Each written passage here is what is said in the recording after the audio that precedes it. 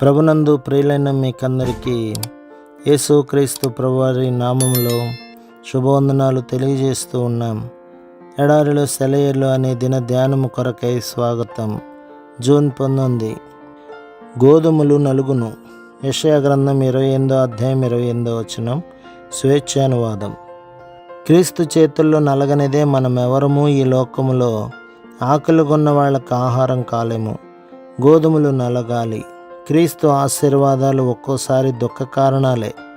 అయితే మన తోటి వారి జీవితాలను దీవెన హస్తాలతో ముట్టుకోగలగడం కోసం విచారాన్ని భరించడం పెద్ద లెక్కలోనిదేమీ కాదు.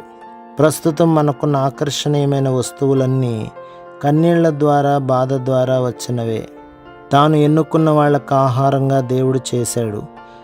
ఆ ఆహారం తన పిల్లల ఆకలి తీర్చడానికి ముక్కలు ముక్కలు కావలసి ఉంటే ఆయన నామానికి ఘనత, మహిమ కలుగుతుంది. మనం పూర్తిగా కాలిపోయేదాకా వెలుగునిస్తూనే ఉంటాం. రక్తం చివరి బొట్టు కారేదాకా దీవెన వాక్యాలు పలుకుతాం. పేదరికం, దురదృష్టం, ఇబ్బంది ఎన్నో జీవితాలకు నైతికమైన ధీరత్వాన్ని, ఆత్మీయ ఔన్నత్యాన్ని ఆపాదించింది. క్లిష్ట పరిస్థితి మన శక్తికి, సహనానికి పరీక్ష పెడుతుంది. ఆత్మకున్న అత్యుత్కృష్టమైన లక్షణాలను వెలుగులోకి తెస్తుంది. పాతకాలపు గడియారాల్లో వేలాడే బరువులే దాన్ని తిరిగేలా చేస్తుంటాయి. చాలాసార్లు నావలు నౌకాశ్రయానికి చేరడానికి పెనుగాలులే తోడ్పడతాయి. విశ్వాసం, పరిశుద్ధత రగులుకోవడానికి సాధనాలుగా దేవుడు బాధలను నియమించాడు. బైబిల్లోని ఒక అతి ప్రాముఖ్యమైన వ్యక్తిని దేవుడు నలిపి పిండి చేసి ఆకళ్ళగొన్న వారికి ఆహారంగా తయారు చేశాడు. ఈ శిక్షణ పొందినందుకే అబ్రహాము విశ్వాసులకు తండ్రి అన్నారు. ఎందుకంటే శ్రమలోనూ విధేయతలోనూ అందరికంటే ప్రథమ స్థానంలో నిలబడ్డాడు అబ్రహాము.